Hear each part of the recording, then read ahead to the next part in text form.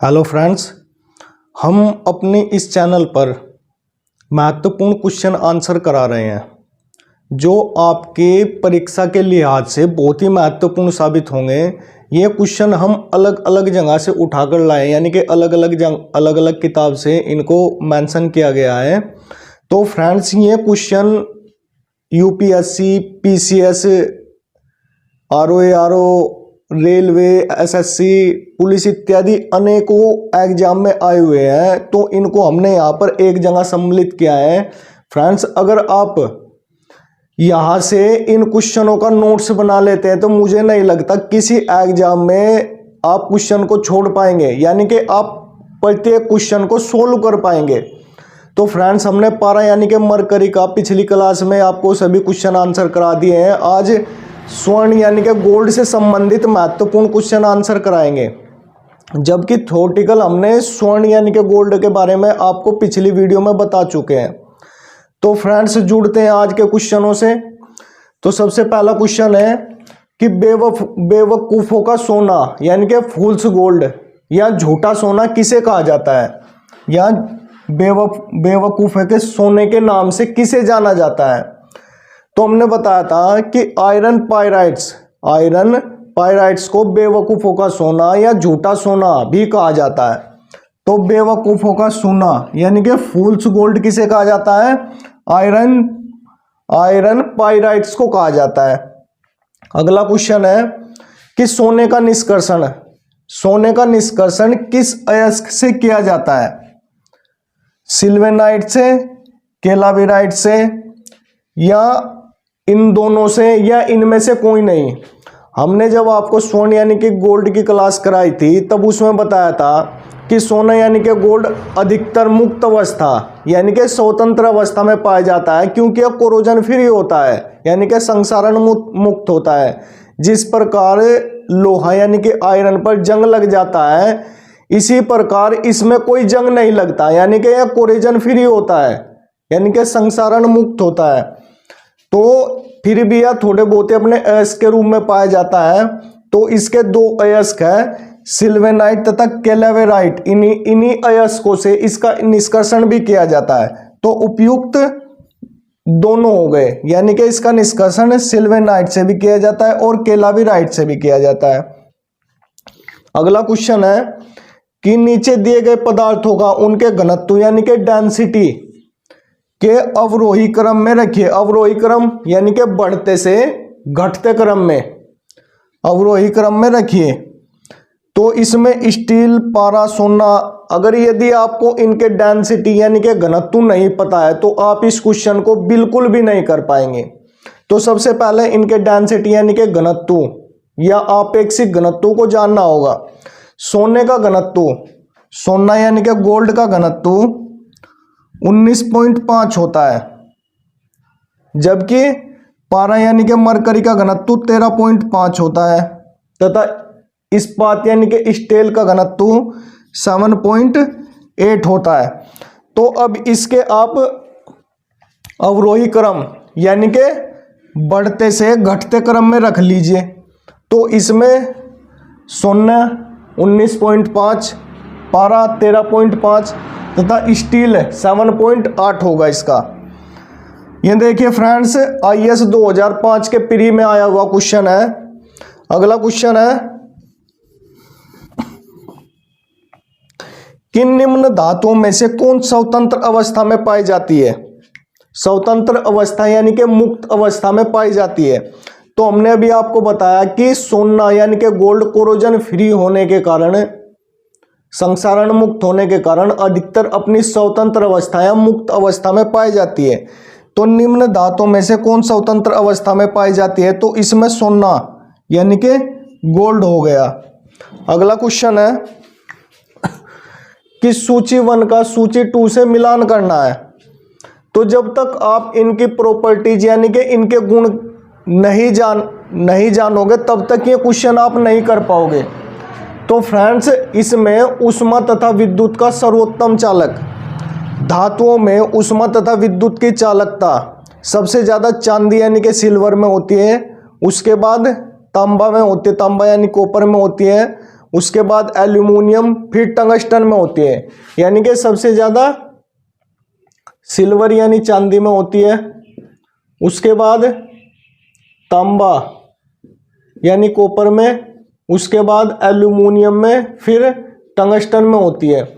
तो ऊष्मा तथा विद्युत का सर्वोत्तम चालक कौन सा हो गया? चांदी यानी कि सिल्वर।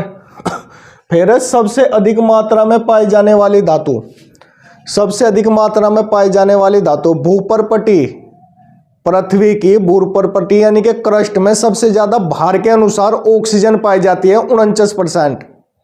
उसके बाद सिलिकॉन पाई जाती है 26%। उसके बाद एल्यूमिनियम 7.5% पाई जाती है। यानी कि सबसे अधिक मात्रा में पाई जाने वाली धातु कौन सी है?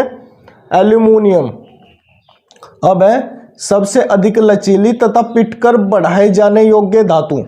हमने आपको गोल्ड के बारे में बताया था, क्या सबसे ज्यादा आघात वर्धनता यानी कि मेलेबल तथा तन्यता यानी कि डेक्टाइल का गुण रखते हैं। इसका मतलब यह हुआ कि इसको पीटकर इसकी चादरें आसानी से बनाई जा सकती है तथा इसके तार भी खींचे जा सकते हैं। यानी कि जो अधिक लचीली तथा पीटकर बढ़ाए जाने योग्य धातु कौन सी हो गई? गोल्ड। तो इसका गोल्ड हो गया। अगला क्वेश्चन है कि ऊष्मा का न्यूनतम चालक। अधिकतर धातुएं, अधिकतर मेटल्स, अधिकतर धातुएं विद्युत तथा ऊष्मा की सुचालक यानी कि कंडक्टर होती है, लेकिन शीशा यानी कि लेड बैड कंडक्टर होती है। बैड कंडक्टर यानी कि कुचालक, यानी कि इनमें धारा प्रवाहित नहीं की जा सकती। लेकिन यह भी कुछ मात्रा में ऊष्मा की चालक यानी कि कंडक्टर होती है। तो शीशा यानी कि लेड, शीशा यानी लेड ऊष्मा का न्यूनतम चालक होता है। अगला क्वेश्चन है कि सोने के आभूषण बनाते समय उसमें कौन सी धातु मिलाई जाती है? जब सोने के आभूषण बनाए जाते हैं, सोने की गोल्ड की ज्वेलरी बनाई जाती है, तो उसमें दो धातु मिलाई जाती है। एक तो चांदी मिलाई जाती है और एक तांबा यानी कि कॉपर मिलाई जाती है। लेकिन अधिक मजबूत, अधिक ज़्यादा कठोर बनाने के लिए उसमें तांबा यानी कि कॉपर मिलाया जाता है। लेकिन यदि ऑप्शन में चांदी तथा तांबा दोनों है तो आप तांबा चूज करना, तांबे को ही विकल्प मानना। यदि तांबा नहीं है और चांदी यानी कि सिल्वर है तो आप चांदी पर टिक कर सकते हैं। तो सोने के आभूषण बनाते समय उसमें कौन सी धातु मिलाई जाती है? तो उसमें तांबा यानी कि कॉपर मिलाई जाती है। शुद्ध सोना कितने कैरेट का होता है? तो शुद्ध सोना यानी कि 100% प्योर गोल्ड 24 कैरेट का होता है। 100% प्योर गोल्ड कितने कैरेट का होता है? 24 कैरेट का होता है। तथा इसकी शुद्धता, एक यंत्र होता है, इक्विपमेंट होता है, उसे कैरेटोमीटर कहा जाता है। उससे सोने की शुद्धता मापी जाती है। कैरेटोमीटर से क्या मापा जाता है? सोने की शुद्धता मापी जाती है। अगला क्वेश्चन है, तार खींचने योग्य सबसे नमनीय धातु कौन सी है? यानी कि जिसके तार आसानी से खींचे जा सकते हैं। जैसा कि हमने आपको बताया कि इसमें तन्यता यानी कि डक्टाइल तथा आघात वर्धनता यानी कि मेलेबल का गुण पाया जाता है गोल्ड में। इसलिए इसके चादरें आसानी से खींची जा सकती है, इसके तार आसानी से खींचे जा सकते हैं। तो गोल्ड तार खींचने योग्य सबसे नम्य धातु है सोना यानी कि गोल्ड। धातुओं में सबसे ज़्यादा आघात वर्धनता, इसमें यह गुण पाया जाता है गोल्ड में कि धातुओं में सबसे ज़्यादा आघात वर्धनता इसी में पाई जाती है, यानी कि इसके आसानी से तार खींचे जा सकते हैं। तो फ्रेंड्स, यदि अभी आप तक हमारे चैनल को आप सब्सक्राइब नहीं किया है तो आप हमारे चैनल को सब्सक्राइब कर लें। फ्रेंड्स, इस चैनल के माध्यम से हम आपको में प्रत्येक क्वेश्चन कराएंगे जो आपके विभिन्न एग्जाम में आए हुए हैं, चाहे वो यूपीएससी का एग्जाम हो, चाहे वो यूपी पीसीएस का हो या किसी भी अदर स्टेट का पीसीएस का हो, चाहे वो समीक्षा अधिकारी का हो, चाहे रेलवे, पुलिस, एसएससी, किसी का भी एग्जाम हो, प्रत्येक क्वेश्चनों को हम यहाँ सम्मिलित कर रहे हैं। तो फ्रेंड्स, यदि आप अच्छा सा नोट्स बना लेते हैं तो मैं समझता हूं कि आप प्रत्येक क्वेश्चन को कर पाएंगे और बड़ी अच्छी तरीके से, कोई मिस्टेक भी नहीं होगी। फ्रेंड्स, अगला क्वेश्चन है कि निम्नलिखित में से कौन सी धातु सर्वाधिक भारी है? कौन सी धातु सर्वाधिक भारी है? चांदी, तांबा, सोना या सीसा? जैसा कि आप देख रहे हैं क्वेश्चन को, ये जितना हल्का आपको लग रहा है उतना है नहीं। इसमें अगर आपको किसी का भी आपेक्षिक घनत्व यानी कि रिलेटिव डेंसिटी ज्ञात नहीं है तो आप इसका सही आंसर नहीं लगा सकते।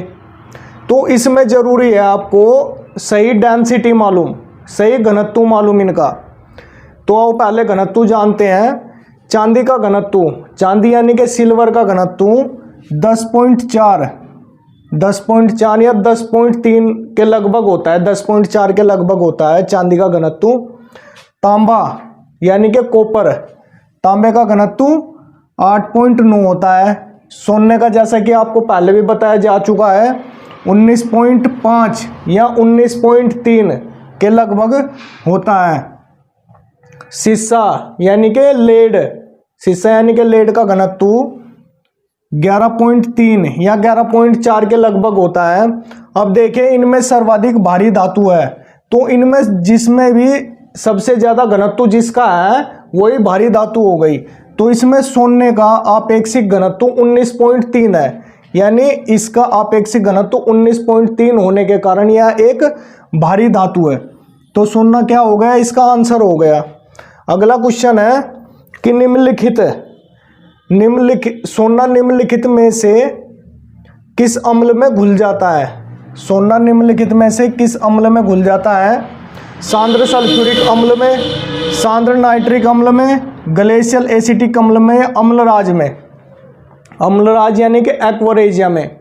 अम्लराज या एक्वारेजिया एक मिश्रण होता है, एक मिक्सचर होता है। अम्लराज में 3 भाग HCl यानी कि सांद्र हाइड्रोक्लोरिक अम्ल तथा 1 भाग HNO3 यानी कि सांद्र नाइट्रिक अम्ल के मिश्रण को एक्वारेजिया या अम्लराज कहा जाता है। एक्वारेजिया अम्लराज में प्लैटिनम, सिल्वर यानी चांदी, गोल्ड यानी सोना ये आदि धातुएं घुल जाती है। तो निम्नलिखित में से किस अम्ल में घुल जाती है धातु। अम्लराज यानी कि एक्वारेजिया में कोई भी कितना भी कठोर धातु वो घुल जाएगा अम्लराज में। अगला क्वेश्चन है निम्नलिखित धातुओं पर विचार करें। नंबर 1 प्लैटिनम, स्वर्ण, ताम्र यानी कि तांबा, शीशा यानी कि लेड।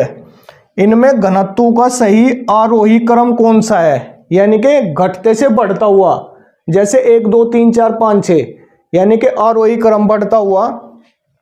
तो इसमें भी घनत्व, यदि आपको डेंसिटी मालूम नहीं है तो इसमें आप क्रम नहीं लगा सकते। इसी प्रकार के क्वेश्चनों का आजकल ट्रेंड चल रहा है, चाहे यूपीएससी में तो आते ही ऐसे। इसके बाद अब स्टेट पीसीएस में भी ऐसे ही आने लगे, आरओ में भी ऐसे ही आने लगे। यदि आपको इनमें से किन्हीं 2 के भी डेंसिटी मालूम है तो भी आप उसका सही आंसर नहीं लगा सकते। तो आपको 3 से 4 के डेंसिटी मालूम होने ही चाहिए। और जानते हैं इनके डेंसिटी यानी कि घनत्व। तो प्लैटिनम का घनत्व 21.3 होता है। स्वर्ण यानी कि सोने का, जैसा कि आपको बताया गया 19.3 होता है। ताम्र यानी कि तांबा कॉपर का 8.9 होता है। शीशा यानी कि लेड का 11.3 या 11.4, 1 पॉइंट आगे पीछे होता है, कोई दिक्कत नहीं, 11.3 होता है। अब देखिए इसमें बढ़ते क्रम में रखना है। तो प्लैटिनम का ये हो गया 21.3, स्वर्ण का 19.3, तांबे का 8.9 और शीशा यानी कि लेड का 11.3 होता है। अब देखिए सही आंसर कौन सा है। तो सबसे पहले 8.9 किसका है, ताम्र यानी कि तांबे का। तो इसमें 3 आ गया पहले, इसमें भी यहाँ ऑप्शन में 3 है। उसके बाद आएगा शीशा यानी कि लेड का 11.3। अब देखिए 4 यहाँ पे भी है और यहाँ पे भी। फिर आएगा सोना यानी कि स्वर्ण का 19.3 देखिए, शीशा यानी कि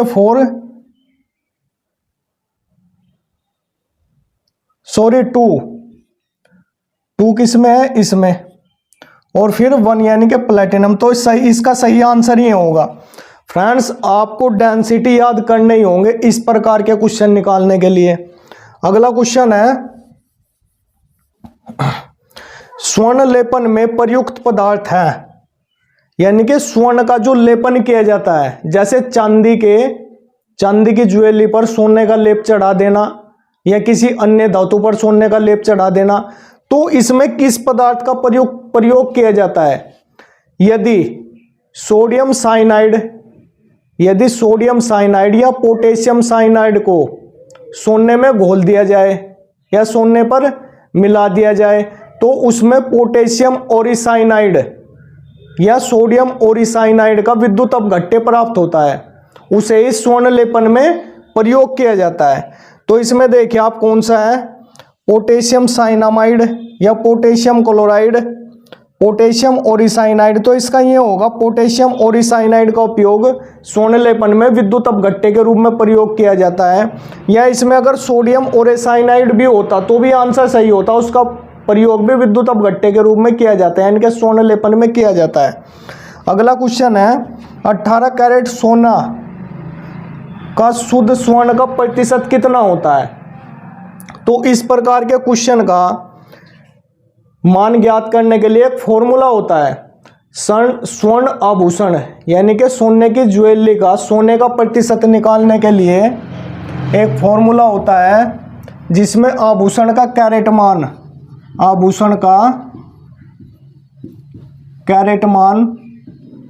कैरेट मान जो भी दे रखा होगा बटे 24, शुद्ध सोना यानी कि प्योर गोल्ड कितने कैरेट का होता है 24, और यहाँ पर गुणा 100। इसमें कितना दे रखा है 18 कैरेट सोना। 18 कैरेट सोना का शुद्ध स्वर्ण प्रतिशत कितना है?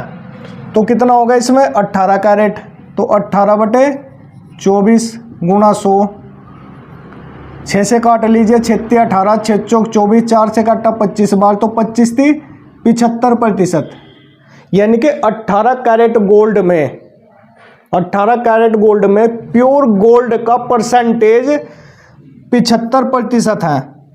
तो इस प्रकार आप किसी भी ज्वेलरी में किसी भी कैरेट मान का शुद्ध प्रतिशत यानी कि प्योर गोल्ड परसेंटेज निकाल सकते हैं। तो इसमें 18 कैरेट में कितना है 75%। देखिए एसएससी सीपीओ 2005 में आया हुआ क्वेश्चन है। अगला क्वेश्चन कि रोल्ड गोल्ड, जिसे कृत्रिम सोना यानी कि आर्टिफिशियल गोल्ड भी कहा जाता है, किन तत्वों का मिश्र धातु होता है? किन तत्वों का एलॉयज होता है, मिश्र धातु होता है? कॉपर जिंक का, या कॉपर टिन का, लेड टिन का, या कॉपर एल्यूमिनियम का? तो कॉपर तथा जिंक, तांबा तथा जस्ता के मिश्रण को पीतल यानी कि ब्रास कहा जाता है। कॉपर यानी कि तांबा तथा टिन के मिश्रण को कांसा यानी कि ब्रोंज कहा जाता है। लेड तथा टिन, शीशा तथा टिन के मिश्रण को सोल्डर कहा जाता है। सोल्डर का इस्तेमाल कहाँ किया जाता है? वेल्डिंग करने में सोल्डर कहा जाता है। तथा कॉपर तथा एल्यूमिनियम के मिश्रण को रोल्ड गोल्ड यानी कि कृत्रिम सोना कहा जाता है। इसमें 90% तो कॉपर होता है, 90% कॉपर होता है तथा 10% एल्यूमिनियम का मिश्रण होता है। इनके मिश्रण को ही रोल्ड गोल्ड यानी कि कृत्रिम सोना कहा जाता है। ये बिल्कुल सोने के जैसा दिखाई देता है, जैसे आयरन पाइराइट्स होता है जिसे झूठा सोना या बेवकूफ़ों का सोना कहा जाता है, फॉल्स गोल्ड कहा जाता है, वो भी बिल्कुल सोने के जैसा दिखाई देता है। आपने फिल्मों में भी देखा होगा कि सोना दिखाकर पैसे लूट लेते हैं, यानी कि वो नकली सोना होता है, आपने फिल्मों में अक्सर देखा भी होगा। तो फ्रेंड्स अगला क्वेश्चन है स्वर्ण का शुद्धतम रूप होता है। देखिए कितने सनों में आए हुए हैं, ये पिछले सन है 2007 के बाद के एसएससी में, एसएससी एसआई में, मध्य प्रदेश पीसीएस में। तो स्वर्ण यानी कि गोल्ड का शुद्धतम रूप होता है 24 कैरेट। 24 कैरेट गोल्ड 24 कैरेट होता है। तथा सोने की शुद्धता मापने के लिए एक यंत्र होता है, इक्विपमेंट होता है जिसे कैरोटोमीटर कहा जाता है, उससे सोने की शुद्धता मापी जाती है।